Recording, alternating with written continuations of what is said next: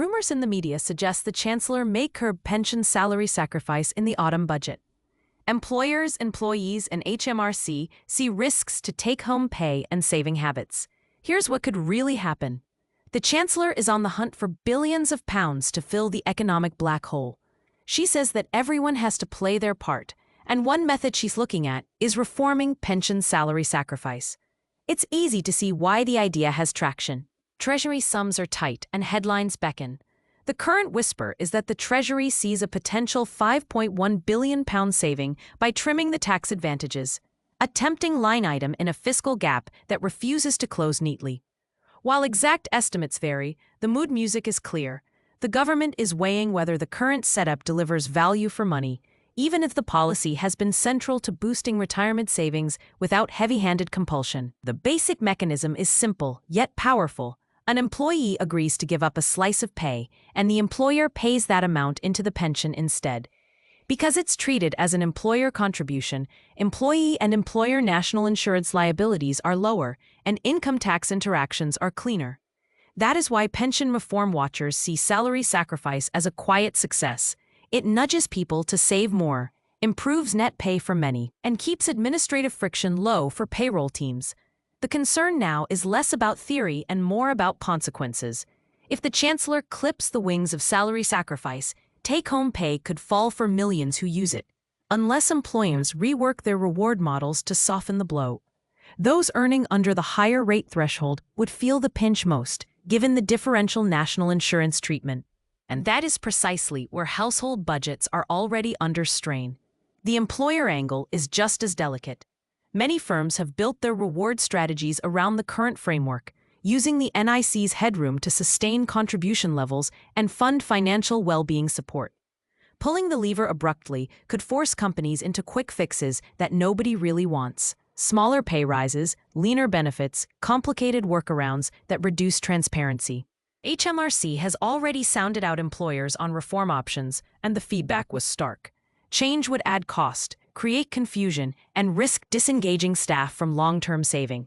The political calculus is tricky. On one hand, a tightening of pension salary sacrifice looks like tidy housekeeping, signaling fiscal discipline without touching base tax rates. On the other, the optics of cutting incentives to save, right as policymakers warn about retirement adequacy, are far from ideal. When pension reform is back on the agenda and long-term savings gaps are front-page material, it takes nerve to dial down a mechanism that actually moves the needle. The fairness debate is equally nuanced. Critics argue that salary sacrifice can't help the lowest earners near the minimum wage, since sacrificing pay may breach legal thresholds or be unaffordable. That creates a divide between those who can use the tool and those who cannot. Supporters counter that removing the mechanism won't lift the most vulnerable. It will merely reduce take-home pay for those who do save, and may dampen overall participation at a time when encouraging contributions is vital. The practicalities are messy as well. Close it completely. And employers might pivot to non-contributory schemes for new hires or introduce complex tiered packages to claw back some efficiency. Restrict it partially, and payroll rules become more complicated to explain and harder to administer, with gray areas multiplying for HR teams, advisors, and HMRC guidance.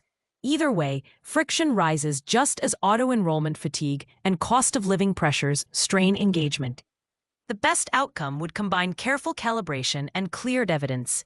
If ministers truly believe reform is needed, a phased approach with guardrails for lower and middle earners, robust modeling published by HMRC, and proper time for payroll changes would show that the goal is better policy, not a quick win.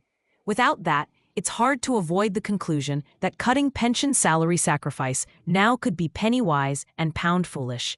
In the end, the question is not simply whether the Chancellor can bank a £5.1 billion saving, but whether doing so helps or hinders the economy. In addition to the suspected income tax rises and removal of the two-child benefit limit, it's easy to wonder what the Chancellor is thinking. Household budgets are stretched, employers are cautious, and trust in the government is very fragile. The case for protecting pension salary sacrifice looks stronger than ever. If anything I've written in my blog post resonates with you and you'd like to discover more of my thoughts about the possible changes to pension salary sacrifice, then do feel free to call me on 07434 287603 and let's see how I can help you.